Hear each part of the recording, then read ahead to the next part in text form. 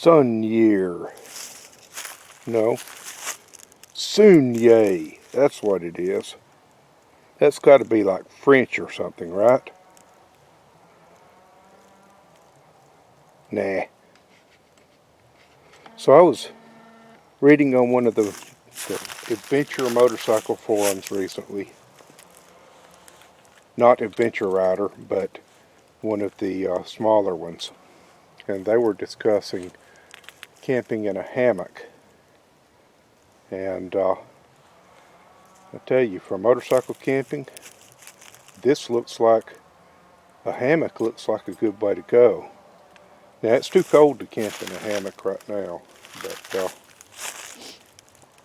when it's warmer, when it's basically warm enough for riding long distance on a motorcycle a couple of days in a row,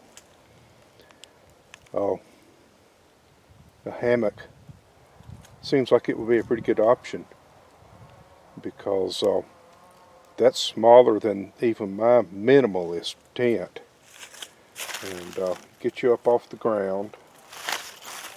And in warm weather, getting up off the ground is a good thing, because that's where most of the creepy crawlies are. And so I've seen videos by Steve Wallace, aka Camping with Steve, where he camps in a hammock. Apparently, I think he does so fairly often, or has done so fairly often anyway. But so I was reading about this on a forum, and I went and was looking on Amazon and found this one, and it was cheap. It's like 25 bucks or something. So I went ahead and ordered it, and haven't done anything with it. I've had it for a while now, a few weeks, but haven't even taken it out of the bag, just like with the tent that I featured before. I had not even taken it out of the bag, and it had been several months. But anyway, we're going to today go ahead and take this out of the bag and check it out. And like I said, it's probably too cold right now to camp in it, but I can at least string it up and test it. And so maybe when the big dual sport event comes along in the spring, I might use this.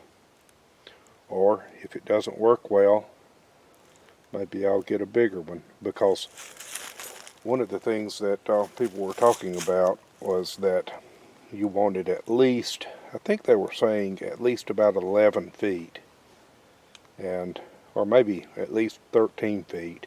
And this one is a little bit shorter than what they were recommending.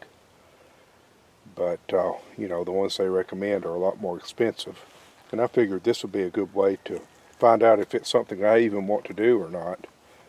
But I tell you what, looking at the size of it, it looks like it just might be.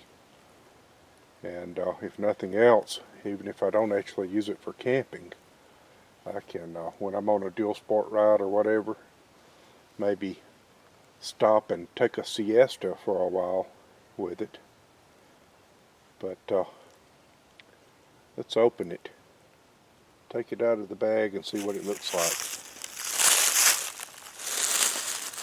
Now, one thing I liked about this one is it does, or is supposed to at least, have insect netting built in. And it doesn't have a rain fly, but man, a cheap 6 by 8 foot or whatever tarp strung over, you know, run some paracord over the top of it, and put a tarp over the paracord, and that'll protect you. Speaking of paracord, it comes with a bundle of paracord. That's good. I mean, I've got some, but it's good that it comes with one. It comes with a roll of it. So, there it is.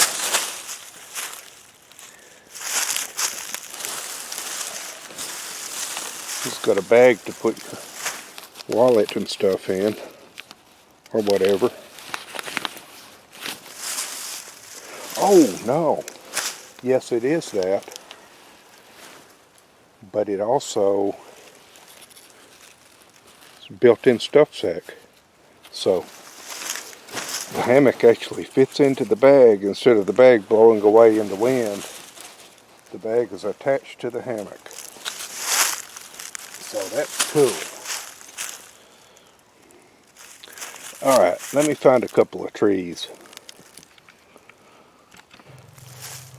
Okay, so this is the way it's done. Let me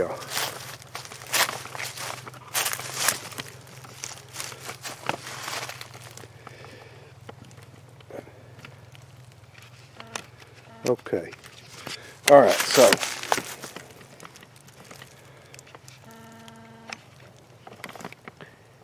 it has carabiners already tied into it with this heavy cord. It's like paracord, except it's about twice as thick, and tied in really well. And these feel like steel, not aluminum. And I mean, they're spring loaded. So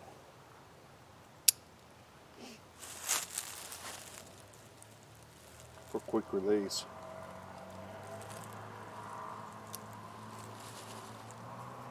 Instead of the typical aluminum, because aluminum will fatigue eventually and break. A lot of people don't know that, but I mean, people use aluminum carabiners for years. I've got some I've used for years, but I mean, I used them for climbing. They are climbing rated carabiners, but when they start deforming or looking like they're stretching at all, you better throw them away because they're about to kill you. But steel doesn't do that. Okay, so like I said, spring-loaded carabiners on each end, already fastened. Okay, and these straps, nice nylon straps. They've got loops on each end, and so you just take it around the tree and pull the end through the loop, and that fastens it to the tree, so no knots needed. If you need to take up some length, which I did, you can go ahead then and wrap it around the tree a few times. And then for adjustment, this has got 1, 2, 3, 4, 5, 6, 7, 8, 9, 10, 11, 12, 13, 14, 15, 16 carabiner loops for adjustment. So, no tying or loosening knots.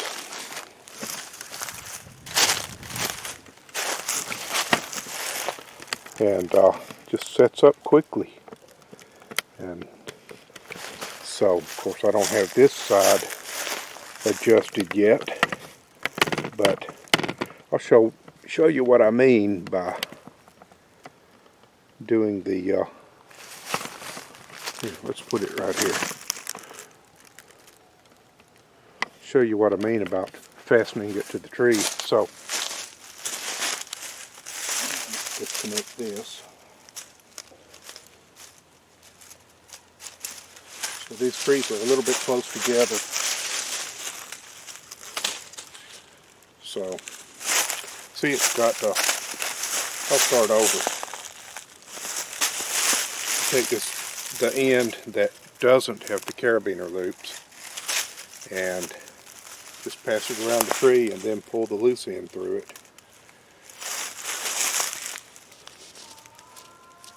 And then, if you need to take up some length, you wrap it in the same direction that it's already wrapped through the loop, and just take it 2 or 3 turns around the tree. And I like to take it over the actual loop to help lock it in place. So there we go.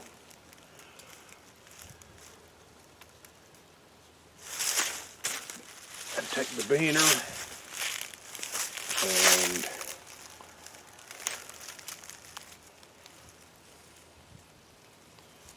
hook it up right here. And that's probably going to be too close.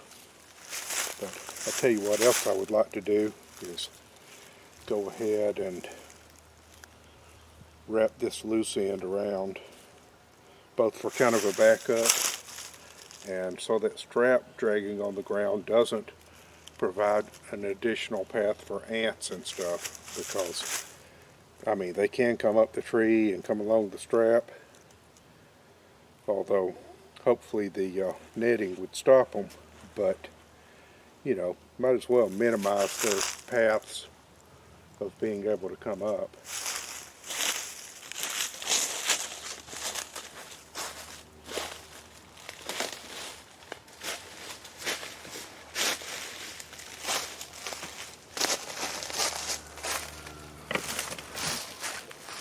So now,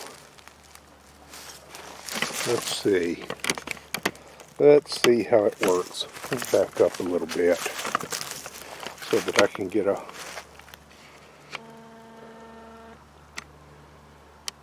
more distant view of it. I don't know how well this is going to work. It might not be high enough. I don't know. But we're going to try it.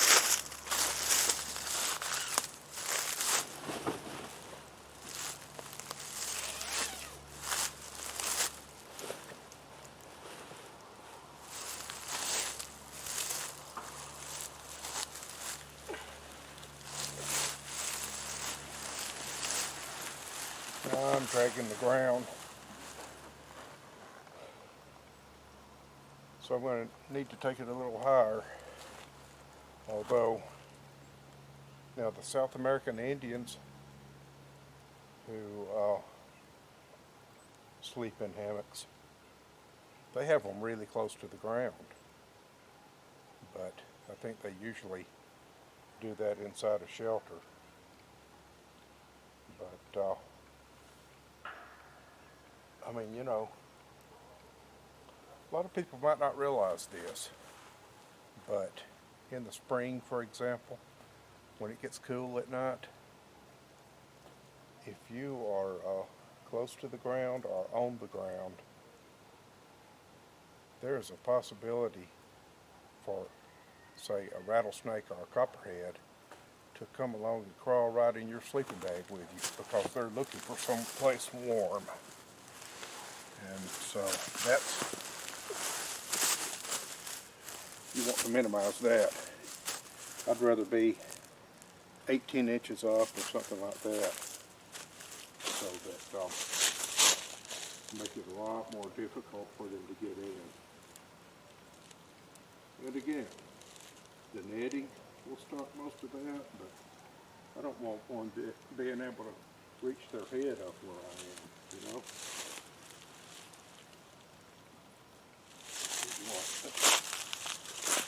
Let's unhook that to make this easier. So,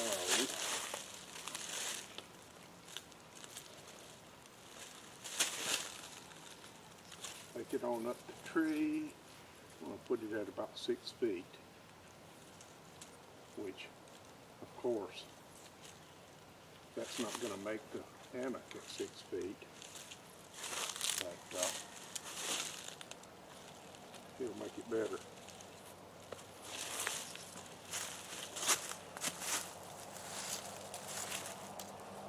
Take it on up here a little bit further. There we go. That ought to work. So that way I can stuff under it too. So, see how this works. Oh yeah. Yep. Get inside the netting. Okay.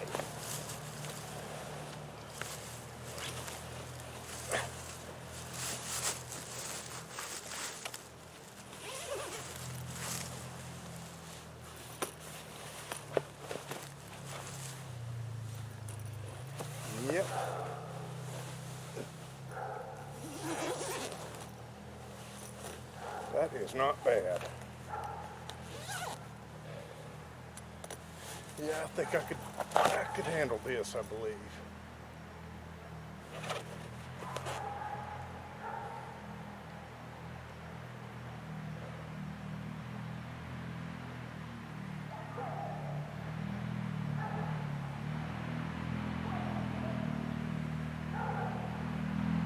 Now, some of you guys probably know more about this than I do. I've never done this. But still not all that high above the ground. I might want to take it up a little bit higher if it were snake season. But this feels good. Yep.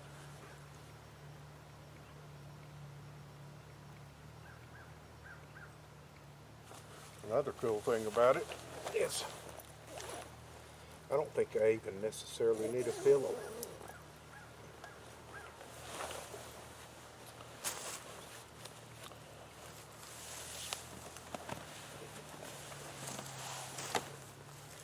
No pillow, no pad, nothing like that. I might be a convert.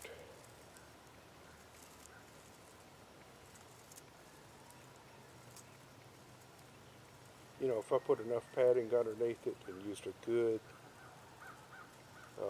sleeping bag, which I've got a good one that's good down to 0 Fahrenheit or so,